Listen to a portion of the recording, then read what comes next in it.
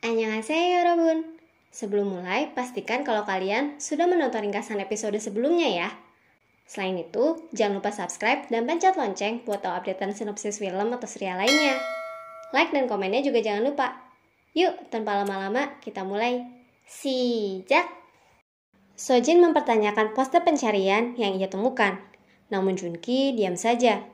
Ia pun makin penasaran apa rahasia yang sebenarnya Junki simpan soal Dante. Suryeon memergoki Seokyeong tengah mengembalikan KTP serta stempelnya. Keduanya pun bertengkar. Suryeon berusaha memperingatkan Seokyeong untuk berhenti mempercayai Dante dan melakukan introspeksi diri. Tapi Seokyeong tidak mau mendengarkan. Ia masih marah atas perbuatan Suryeon terhadapnya. Ia kira Suryeon sanggup bersikap demikian karena mereka tidak terhubung secara darah. Memperlihatkan bagaimana Seokyeong kini membuat batasan terhadap Suryeon. Suryeon sedih sekali mendengarnya. Apa yang ia lakukan kan sebenarnya karena ia peduli terhadap Seokyeong. Seokyeong malah salah mengartikannya. Yuni menemukan kejanggalan pada kasus Kim Mi-suk. Sebelum kematiannya, Kim Mi-suk rutin mendapatkan panggilan telepon dan kiriman uang dari pihak JK Holdings. Ia pun curiga, jangan-jangan pembunuh sebenarnya Mi-suk adalah Ju Dante. Sebab kabarnya Yoo Dong-pil tidak pernah masuk dalam daftar tersangka. Ia tidak punya motif. Jasad sang korban juga belum ditemukan sampai saat ini, dan aneh aja kan kalau tiba-tiba ia menyerahkan diri. Untuk membuktikan kecurigaannya tersebut, Yuni langsung mengkonfrontasi Yoo Dong-pil. Ia bertanya, apa mungkin pembunuh asli kasus tersebut ialah Dante? Namun, Dong-pil tidak menjawab dan justru memperingatkannya.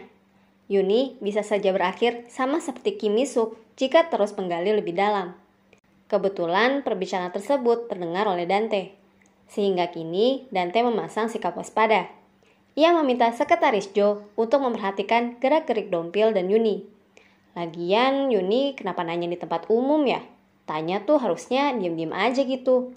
Kan jadinya ketahuan. Atau memang Yuni sengaja memancing Dante ya? Eunbyul rupanya masih bersekolah di Chong'an di Cinggu. Hanya saja ia menggunakan kelas terpisah dan benar-benar hanya diawasi oleh Bunho. Saat berpapasan dengan Eunbyul di toilet, Rona mengajak Eunbyul untuk membahas kejanggalan di hari ujian. Tentang bagaimana handphonenya bisa ada di kantung Eunbyul. Ia menyatakan kecurigaannya pada Bunho saat tiba-tiba saja Bunho datang. Sikapnya kelihatan obsesif sekali. Eunbyul menghilang 5 menit saja, Bunho bisa langsung kalah kabut. Ia pun memaksa Eunbyul mengikutinya keluar dan bersamaan dengan itu, Eunbyul memberikan isyarat meminta pertolongan pada Rona. Rona akhirnya meminta bantuan pada Sokun. Ia sengaja pura-pura bertengkar dengan Eunbyul hingga Eunbyul terluka. Di sana, Sokun dengan sigap membawanya ke UKS, sementara Bunho ditahan oleh Rona, Jenny, Minhyuk, serta murid-murid lainnya. Tapi sebenarnya Eunbyul tidak dibawa ke UKS, melainkan ke apartemen Rona di Hera Palace. Dengan adanya pembangunan ulang distrik Chonsu, nilai gedung pusat seni Chong'a dipastikan menjadi berkali-kali lipat. Alhasil, banyak orang yang tertarik dan mendaftarkan diri untuk menjadi direktur di sana. Di antaranya ada Dante, Kyujin, dan Mari. Sojin sih ketawa saja melihatnya. Sebenarnya, pendaftaran tersebut kan hanya formalitas. Sejak awal, posisinya sebagai direktur umum pusat seni Chong'a sudah direncanakan. Yang membuatnya terkejut, Yuni ternyata juga ikut mendaftar. Bahkan, ia telah memiliki saham sebesar 20% tanpa sepengetahuannya. 5% lebih banyak dibandingkan Sojin. Gara-garanya, sepanjang peresmian gedung, Mari dan Sang A jadi bergosip. Jangan-jangan rumor Yuni mencuri uang Logan itu benar. Kan aneh juga, tiba-tiba Yuni jadi orang kaya. Sedangkan Kyujin dan Dante malah berniat untuk mencuri uang Logan dari tangan Yuni. Mereka bahkan sengaja mengikuti Yuni untuk mencari lokasi pasti berangkas Logan. Tapi kalau menurut Mimin sih, Yuni sudah punya rencana. Ia meminta seluruh harta dalam brankas Logan dituliskan dalam satu kertas cek, serta sengaja menunjukkan lokasi brankas tersebut, sekalipun tahu kalau ia sedang diikuti. Sojin jadi kebawa emosi nih perihal saham Yuni. Ia khawatir kalau posisinya sebagai calon direktur pusat seni Chong'a jadi terancam. Ia bahkan memarahi Suryeon.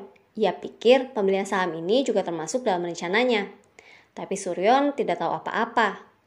Sojin juga kembali membahas rumor pencurian uang Logan oleh Yuni, sehingga Suryeon kembali terbawa was-was. Ia sengaja memanggil Yuni untuk bertanya dari mana Yuni mendapatkan uang sebanyak itu. Tapi tentunya tidak Yuni jawab secara jujur. Dalam perbincangan tersebut, Suryon menceritakan pencurian stempel yang dilakukan oleh Sokyong. Tapi ternyata tebakan Mimin meleset nih Cinggu. Mimin kirakan Dante akan mengganti nama tanah Chonsu itu dengan nama Sokyong. Ternyata yang digunakan malah nama Dante dan Sokhun. Menurut pendapat Suryon, sepertinya Dante berniat mengadu domba hubungan si kembar. Tapi tetap saja, kok bisa ya seorang ayah bersikap demikian ke anaknya sendiri? Sambil memikirkan keanehan sikap Dante tersebut, Yuni tiba-tiba jadi kepikiran. Jangan-jangan salah satu dari si kembar bukan anak kandung Dante. Saat Yuni ingin membahas masalah tersebut, Junki sudah keburu datang. Junki membahas Sojin yang sepertinya sudah tahu rahasia apa yang ia sembunyikan. Ia juga memberikan perhatian lebih terhadap Suryon, sebab ia paham betul betapa menyakitkannya melihat orang terkasih mati di depan mata. Sepertinya Junki menaruh perasaan terhadap Suryon nih. Persis seperti apa yang ia ucapkan pada Dante sebelumnya, bahwa Suryon sebenarnya cinta pertama Junki. Dante mendatangi Yuni. Ia membahas pertemuan Yuni dengan Dompil dan memperingatkannya untuk tidak macam-macam. Tapi di sana Yuni malah sengaja memancing. Ia tahu kalau Dante tertarik dengan uang logan yang ia pegang. Yuni pun berkata bahwa ia akan memberitahu lokasi uang logan jika Dante menjawab satu hal, keberadaan anak Suryon. Nah loh, anak Suryon yang mana? Ternyata scene pertemuan Yuni dan Logan ini masih ada lanjutannya Cinggu. Logan mendapatkan informasi bahwa sebenarnya dulu Suryo melahirkan anak kembar di Amerika. Anak yang pertama lahir dalam keadaan lemah dan akhirnya dibawa pulang ke Korea, alias Sol-ah. Di mana selanjutnya Sol-ah ini Dante tukar dengan Hye-in, putri Kim Mi-suk. Lalu bagaimana dengan anak yang kedua? Selama ini yang Suryon tahu, anak tersebut tidak terselamatkan saat prosesi persalinan. Padahal sebenarnya anak itu dilahirkan dengan kondisi yang sehat. Nah, anak inilah yang Logan sebut dengan garis keturunan Suryon yang kemungkinan masih hidup. Ia meminta Yuni untuk menyelidiki keberadaan anak tersebut dengan uang yang ia berikan, bagaimanapun caranya. Rencananya, kalau sang anak berhasil ditemukan, barulah Yuni akan memberitahu Suryon. Mendengar ucapan Yuni, Dante makin pusing saja. Jangan-jangan Yuni sudah tahu kalau anak itu masih hidup. Wah, Mimin makin deg-degan nih. Siapa coba yang dimaksudkan? Selain menugaskan sekretaris Jo, rupanya Dante juga menyuruh Yunchul untuk mengamati kegiatan Yu Dompil. Maka saat sekretaris Jo berkata tidak ada yang mencurigakan dari Dompil, kebohongannya pun terkuak. Sepertinya sebelum menjadi bawahan Dante, sekretaris Jo ini bekerja dengan Dompil. Karena itulah ia masih setia kepadanya. Dante pun akhirnya jadi tahu kalau Yu Dompil sengaja membongkar air mancur Herapeles dengan niatan mencari sesuatu. Ia memukuli sekretaris Jo dan memperingatkannya untuk memperhatikan gerak-gerik Yuni secara seksama. Rona menyarankan Eunbyul untuk menelpon Sojin dan memintanya menjemput. Tapi kebetulan saat Sojin mengangkat telepon tersebut, ada Dante di dekatnya. Ia tidak ingin Dante memanfaatkan Eunbyul untuk menghancurkannya lagi. Maka ia sengaja bersikap dingin pada Eunbyul. Ya sebenarnya buat kebaikan Eunbyul juga sih. Kan bisa aja ya Dante mencelakai Eunbyul agar bisa mengambil keuntungan dari Sojin. Alhasil, Eunbyul sedih sekali dan mau tidak mau harus tetap sembunyi di kamar Rona sementara ini. Bersama Sojin menerima telepon tersebut, Bun Hong ternyata mendatangi Dante. Ia melaporkan hilangnya Rona dan Dante memarahinya. Jadi ternyata Bun Hong itu setuju bekerja sama dengan Dante dengan imbalan bisa membawa Eunbyul ke luar negeri. Bun Hong pikir ia diuntungkan. Karena kalau benar keduanya bisa keluar negeri, artinya Eunbyul bisa seutuhnya menjadi milik Bun Hong. Padahal sebenarnya Dante lebih diuntungkan. Secara tidak langsung, ia seolah menyekap Eunbyul. Artinya, jika suatu saat Dante membutuhkan sesuatu untuk menjatuhkan Sojin, ia tinggal singkirkan saja Bun Hong dan celakai Eunbyul. Tapi, melihat sifat obsesif Bun Hong pada Eunbyul membuat Dante berpikir, kalau kedepannya Bun Hong justru dapat menghalangi rencananya. Sebab itulah ia pikir Bun Hong tidak bisa dipekerjakan dalam waktu lama. Cepat atau lambat, Dante juga harus menyingkirkan Bun Hong. Yuni terus-menerus kepikiran sikap Dante yang mencurigakan. Ia pun diam-diam mengumpulkan sampel berupa rambut serta sikat gigi Sokyong dan Sokhun untuk dibawa ke laboratorium genetik. Rencananya, ia ingin mengecek kecocokan DNA si kembar dengan Suryon. Sekretaris Jo yang sedang ditugaskan mengamati pergerakan Yuni pun membuntutinya. Ia sudah bersiap untuk menyuap petugas laboratorium saat Yuni tidak kunjung kembali untuk mengambil hasil. Ia melaporkan hal tersebut pada Dante, dan Dante sadar. Yuni tahu kalau ia sedang dibuntuti. Ia pun menyuruh sekretaris Jo untuk segera menemukan Yuni. Kita pun diperlihatkan masa lalu Dante. Jadi, sepertinya Kim Mi-suk ini setuju anaknya ditukar karena alasan ekonomi. Ia setuju menukar Ye-in dengan imbalan uang. Rahasia penukaran bayi ini Kim Mi-suk jadikan cara untuk memeras Dante selama bertahun-tahun. Sampai suatu hari, 6 tahun lalu, Kim Mi-suk memeras dengan cara lain. Ia tahu Dante punya kekasih lain yang wajahnya serupa dengan Suryon, alias Na Aegyo. Aegyo juga kabarnya tidak pernah melahirkan anak kembar.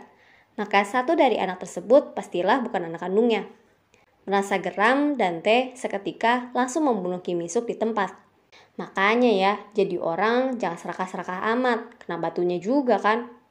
Nah, kebetulan Dongpil melihat Dante bersama jasad Kim Mi-suk. Dante pun meminta tolong bantuan Dongpil dengan menggunakan kedekatan hubungan mereka. Akhirnya, tanpa sepengetahuan Dante, jasad Kim Mi-suk ini Dongpil sembunyikan. Aneh juga ya. Dongpil kok mau-mau saja. Tapi heran juga ya, sebenarnya Aegyo tahu nggak sih kalau salah satu dari si kembar bukan anaknya? Kalau sampai nggak tahu, ya masa sih? Kalaupun tahu, kenapa dia tidak pernah kasih tahu Suryon? Bunhong terus membuntuti Rona dan Sokun untuk mencari tahu keberadaan Eunbyul. Di sana, ia kebetulan berpapasan dengan Sokyung, yang juga sedang memata-matai Sokun. Keduanya pun bekerja sama. Sokyung memberitahu di mana Eunbyul dan mempersilahkan Bunhong menjemputnya, sementara ia menahan Rona dan Sokun lebih lama di luar. Bunhong menggunakan rekaman suara Sojin untuk memancing Eunbyul keluar dan langsung membiusnya. Ia pun buru-buru membawa Eunbyul yang tidak sadarkan diri ke mobilnya. Kita beralih lagi ke Yuni. Setelah sadar kalau ia tengah dibuntuti, Yuni buru-buru pindah ke laboratorium uji lain. Ia pun akhirnya mendapatkan hasil kalau ternyata Sokyong adalah anak kandung Suryon. Miris juga ya, artinya selama ini Sokyong merundung saudari kembarnya sendiri. Dan sebenarnya mungkin writer Nim sudah memberikan kita petunjuk dari season 1 dengan memperlihatkan baju mereka yang sama dalam satu adegan. Yuni pun langsung mengajak Suryon untuk bertemu. Ia ingin memberitahu secara langsung apa yang ia temukan. Kebetulan Suryon juga sedang bersama Sojin untuk membahas Yunki. Sudah setengah jam berlalu, Yuni tak kunjung datang. Malahan yang datang Rona dan Sokun. Keduanya dengan panik mengatakan bahwa Eunbyul menghilang. Mereka pun menjelaskan apa yang telah terjadi. Sojin sempat marah karena Rona dan Sokun tidak memberitahunya lebih awal. Tapi Eunbyul kan memang sudah menghubungi Sojin. Bersamaan dengan itu, Yuni menelpon. Ia terlambat datang karena kebetulan melihat Bunhong yang sedang membawa kabur Eunbyul. Sekarang, ia dalam perjalanan mengajar mobil Bunhong. Sojin dan Suryon pun bergegas pergi menyusul sambil sebelumnya menghubungi polisi. Bunhong yang dikejar Yuni meminta bantuan Dante lewat telepon. Pas banget kan, kebetulan ia juga sedang cari-cari Yuni. Dante pun menyuruh Bunhong untuk membawa Eunbyul ke Gimpo.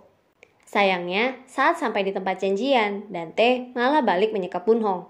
Lalu Yuni datang dan langsung membawa kabur Eunbyul menggunakan mobil Bunhong. Kejar-kejaran mobil antara Yuni dan Dante pun berlangsung. Sampai akhirnya Yuni berujung di jalan buntu. Saat ia memutar balik, mobilnya ditabrak dan dipojokkan oleh Dante hingga ke pinggir jurang. Dante mengambil hasil uji DNA dan meninggalkan Yuni yang masih berusaha menahan mobilnya dan membangunkan Eunbyul. Kira-kira Yuni dan Eunbyul selamat gak ya? Bersamaan dengan kejadian itu, Sokyong baru saja sampai di villa Dante yang juga bertempat di Gimpo. Seorang asisten rumah tangga memberikannya minuman dan ternyata ada obat tidur di dalamnya. Sokyong pun kini tidak sadarkan diri. Wah, Dante mau ngapain lagi deh? Melanjutkan cuplikan di episode sebelumnya, kita diperlihatkan Yu Dongpil yang sedang membongkar air mancur Herapelis. Yang mengejutkan, jasad yang ia temukan bukanlah jasad Kim Mi-suk, melainkan Oh Yun-hee. Dan saat Dongpil menemukan jasad tersebut, Dante ternyata juga ada di sana. Masa Yun-hee betulan mati? Apa artinya Dante yang meletakkan jasad Yun-hee di sana? Saksikan ringkasan episode selanjutnya ya. Annyeong!